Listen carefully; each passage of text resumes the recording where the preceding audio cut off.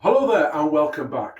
If you're new to the channel, I thought I'd spend a few moments to explain how my car or micro camping came about. Over the years we've had caravans, campervans and numerous tents, and obviously done our fair share of B&Bs and hotels. When we moved here to the coast, we sort of settled down to exploring the places around our new home. Okay, we still enjoy our trips and holidays, which is an obvious reason to still go camping. But my interests and hobbies mean occasionally I have to travel and stop over elsewhere. And the cost of accommodation really mounts up over time.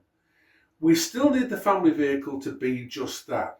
And so I made the vehicle more adaptable so I can, at the drop of a hat, convert it into a camper.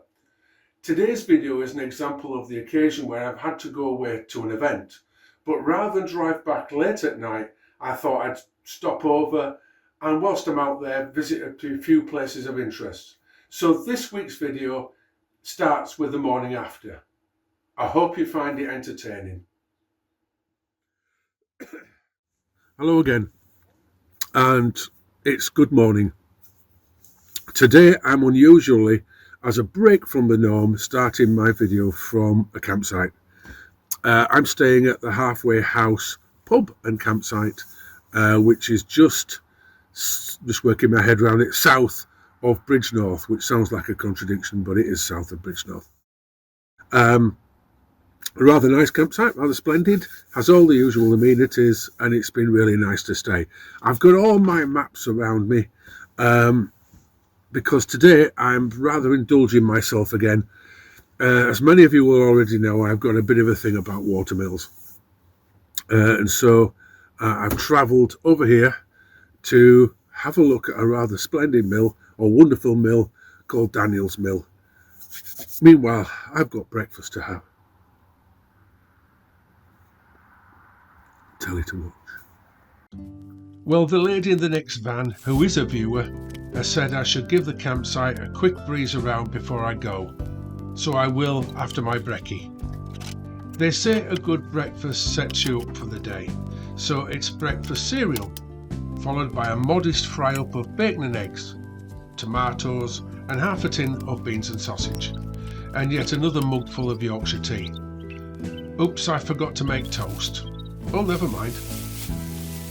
As you can see, I'm making full use of my little kitchenette, though I am struggling for a bit of comfortable seating. Spoiler alert, this will be sorted in my next video. Though I could have used this stove from my sliding cassette, as the weather outside wasn't too bad. I did want to get into the habit of using this kitchen though, which I hope you'll have seen me build over my previous two videos. You see, very soon I have to make a very difficult decision. I was going to have a meal in the Halfway House last night, but it was so popular I decided to return to my favourite stalwart of a pot noodle before hitting the sack. Next time I will definitely book.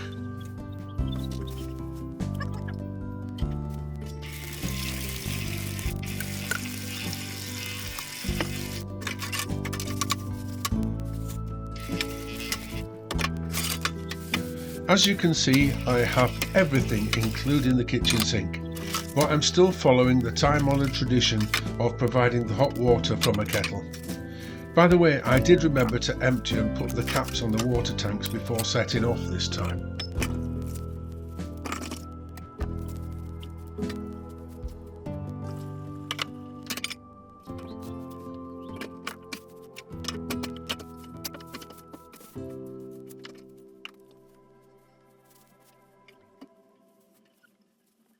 So, for the nice lady in the next van who helped me vac up my spilt pot noodle, a quick dash around the Halfway House. The pub is a delightful 16th century inn, with all the original fittings, including log fires. It does wonderful meals, and they do serve my favourite tipple. One word of warning, the front door, though wonderful and ancient, can be a bit tricky until you get used to it. The campsite is adults only, with no noisy kids. It was even quieter during my stay, as there was only a few people on site. Amenities include hookup and water for those who need it, and the ablutions block, which I first took to be somebody's bungalow, has everything else you need. Washing up and waste disposal are around the back, whilst toilets, showers and everything else is indoors.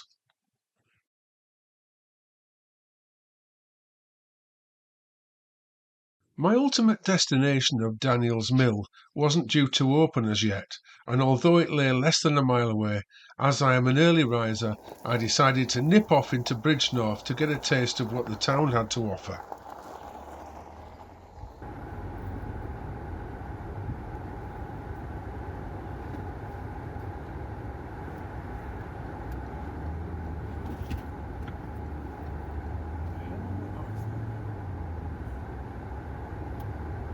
Now I have to come clean. Up to now, I don't think I've even heard of Bridgnorth.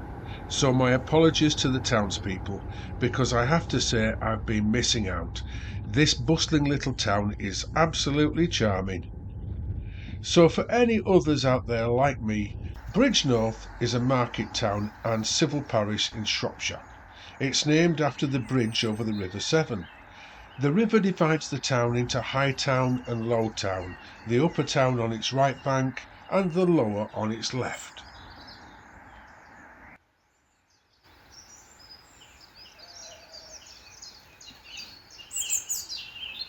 I'm sorry I didn't have more time to go explore and so will be coming back. I parked up near the bridge over the river and crossed the road to catch the Bridgnorth Cliff Railway. This historic funicular railway is a handy shortcut connecting the High Town to the Low Town, and it provides stunning views of the surrounding area.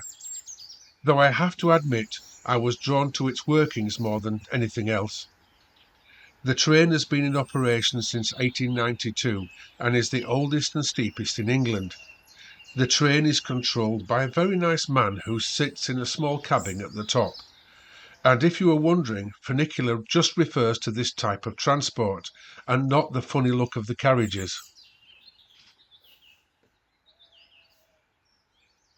I said the views were stunning, didn't I? Well, the path from the train runs around the edge of the higher town and looks down on the lower town. For some reason it reminds me of those pretty German towns alongside the River Rhine. Okay, perhaps in miniature.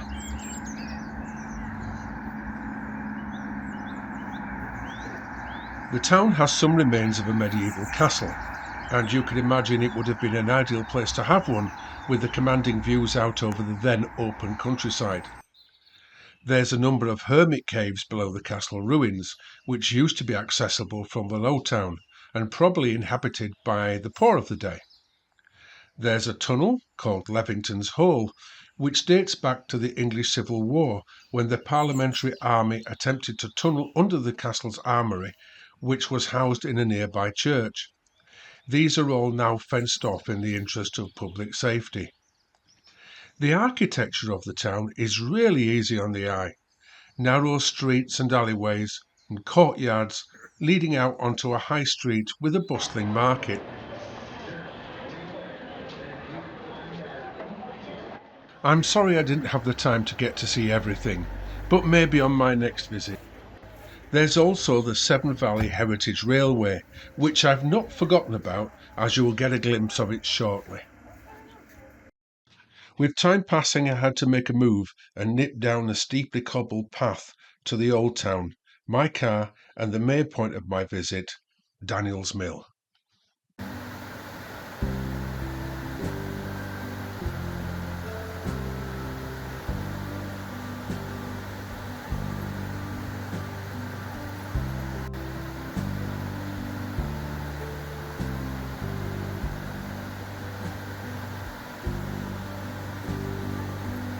To my mind, there's nothing more beautiful on a sunny day than watching the wheel on a working watermill and listen to the sound of the water.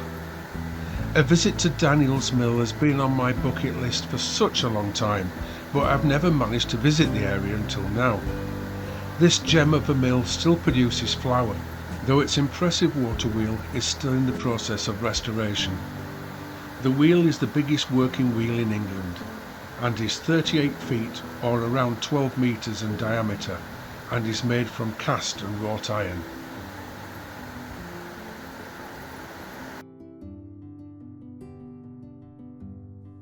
I was very lucky to have as a tour guide Peter George, whose family have owned and run the mill for generations. The tour started by looking at the rooms where the family lived, as Peter recounted tales and anecdotes about various family members and pointed out their relatives in photographs. These included his own parents, who sat in pride of place on the mantelshelf. And as you would imagine, there was a great many photographs of the mill over the years.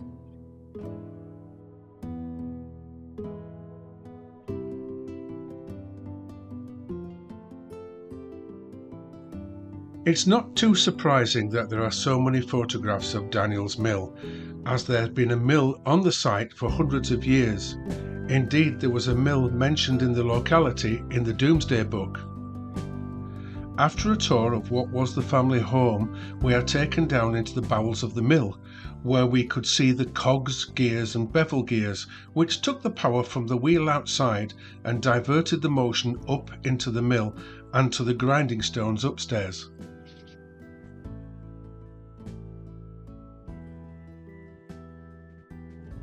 Following Peter, we emerged from the lower floors to admire the millstones. 3 mills in total, all as pairs of circular stones. These are French burr stones. Unlike the solid stones more usually made of granite or grit stone, a coarse form of sandstone, these burr stones are a composite material which are set together using a plaster of Paris mix and held by strong iron bands. A short walk up from the mill, I followed the stream to find the remains of the mill in the hole, also known as Clover Mill. Now long since gone and but ruins, it is an example of the millers making the most of the power of the stream. Making my way back to the mill, I passed not only a collection of fine farming machinery, but another wheel, no doubt for restoration, and a steam engine in a similar condition. No doubt these are future exhibits for the mill. Almost time to go home, but I couldn't leave without popping in the adjoining Witch on the Water tea room for a coffee and a slice of cake. Oh, I nearly forgot. Earlier I did mention the Severn Valley Heritage Railway. Well, you may have noticed the Oldbury Railway Viaduct that crosses the site just above the mill. Well, for any railway enthusiasts out there, here you are.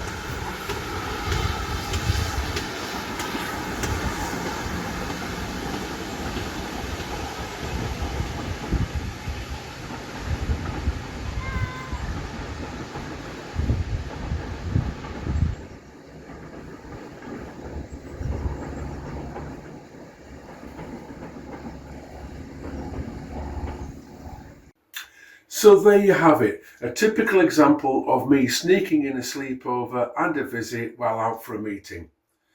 Please look out for my next video where I'll be making a few changes to the camping layout of my van, and I'm reviewing how it has evolved over the years, and maybe a fresh look at some of my kit. If you find my ramblings in any way entertaining, please consider giving me a like, and don't forget to leave a comment or pop over for a chat on the Facebook group.